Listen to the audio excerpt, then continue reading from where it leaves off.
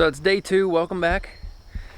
We did get all the stumps out yesterday and the thunderstorms never came, but today, once again, they're supposed to be here. Looks like some pretty good clouds rolling in, anywhere from 8 to about 8. Right now it's only about 7 a.m. Go ahead and show you what I got done. Like I said, there were somewhere around 13 stumps that needed removed. Unfortunately, these holes are a heck of a lot bigger than what I thought I was gonna need to do. Those silver maples have some pretty serious bulbs on the bottom, which just kind of lock in all of this hard clay. So everything's extremely heavy, and that 34,000 pounder just didn't have it in it. The machine definitely wants to pick up. It's definitely underpowered. That 4-foot bucket probably doesn't help, because obviously the wider your bucket, the less power you have. If you put like a 1-foot bucket on there, it'd probably act like a razor blade just cutting through stumps. But 4 foot across an entire stump obviously doesn't give it a lot of pulling power.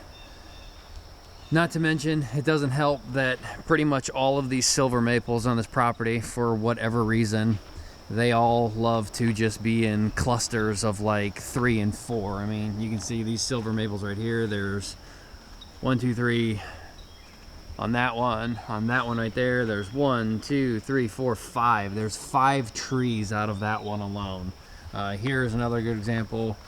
While these may not look that big, 6, 7, 8 inches in diameter, some of these maybe up to well, this one probably up to a foot this way.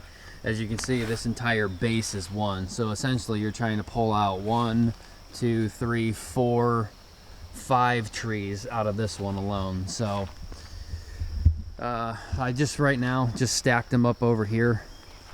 Some of the little ones I went ahead and threw over in this ditch line that we have here, but these big ones here, you can see, are definitely going to be kind of an issue getting rid of. Not really sure what I'm going to do with them. I could probably cut at least the tops off, or the bases off right here, chop those up, use them for firewood, and then these massive little bulbs here can probably just throw in the ditch line, or throw in a we might dig a hole and just bury them, and then use that topsoil and dirt for something else. But we got her done. My dad again is on the way with his buddy, who's an excavator operator. We'll probably have to redraw these lines right here. I don't know how well you can see them right there. We'll probably redraw our dig lines here from the strings, so that way the excavator can at least find out where he's going. But for right now, we should be ready to go, and we can hit all these lines and get down and get going. So stick around. They'll be here shortly. We'll upload, and we'll try to get the GoPro set up. Filming is not the easiest thing to do.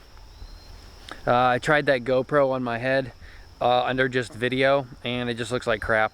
It's too, you're gonna get seasick trying to watch it. I might have to turn it down to like just a hyperlapse, or a just taking clips every couple seconds, so that way you're moving more jaggedy, instead of just like every time my head moves. It just doesn't look good. I did get out the tractor last night. I went ahead and filled in that hole as much as possible, because eventually this will all be stone and then concrete for our driveway.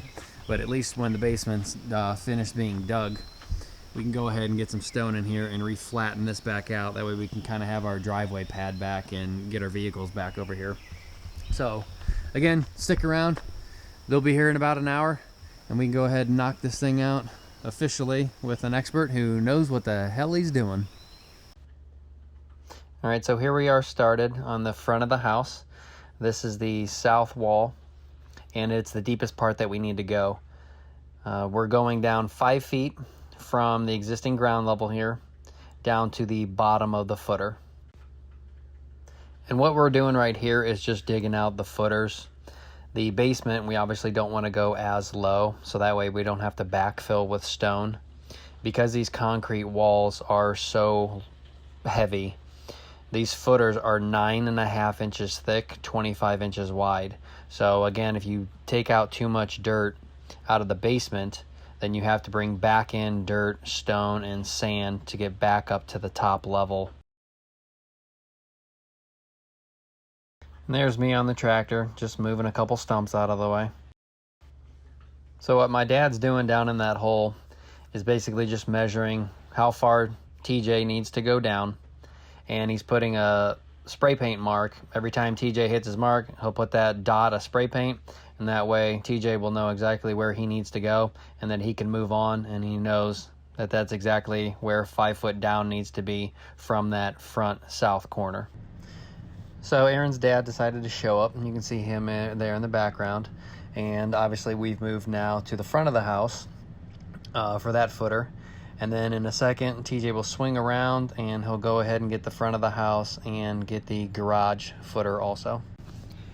This is just another GoPro setup, same thing that we've already done. TJ's going ahead and finishing out the footer for the south wall, and then he'll be moving back for the basement, and then in a second he'll move back over to the front of the house again and go down the front footer. Again, we just had multiple cameras set up here, so that way we can kind of get every angle to see what's going on. But so far they worked out okay. I'm not too disappointed in the way they look. Probably could have slowed them down a little bit, but the image looks okay. Just another image here of the front of the house. As you can see, the footers are already done. TJ's working on the garage. And I know you're probably thinking that's a lot more than 25 inches, but you have to remember there is a French drain that needs to go in here. So that's going to give us enough room to place that down in there for any water drainage on the outside of the footers. Moving right along now. TJ's got the footer going for the house and where the garage is going to be split. If you notice, all the dirt on the left where the basement's going to go will be completely removed, but all of the dirt on the right is going to stay minus the topsoil, as you definitely don't want to have to refill that for the garage floor. We're kind of in a lull here now, as TJ couldn't throw the dirt out far enough, so now he's having to move the dirt twice, unfortunately, before we can move on. The dirt's been moved, we're working on the basement, and here comes the rain, unfortunately. Before the rain really hit, decided to bust out the drone, get some good images here. You can see what I'm talking about now, how the basement is getting excavated, but it's not going as deep as the footer. So we're saving a lot of that dirt that we won't have to pay in stone and sand to bring everything back up to the top of the footer. On top of the footer, we are going to have 2 inches of foam sitting on top of the footer, and that'll be sitting on sand and then stone, and then this dirt level that you see here that TJ's excavating. So that way the house will be completely enclosed in a foam shell, even if the ground was cold enough to try and get in there under the basement slab. But when we have that 2 inches of foam sitting on top of the footer, that will go right up with the inside ICF wall. We'll have a complete envelope on the inside, and there should be no cold or really heat escape from the basement. If you're curious how much all this dirt's going to end up being, because this is a pretty large ranch house that we're building, I calculated that if we went down 5 foot for this entire house, not including the garage footers, just the entire house, I came up with 439 cubic yards of dirt. I have no idea at this point what we're going to do with this dirt once we're done here, but you'll see at the end of this video when TJ's done and he puts it all on the back side of this house.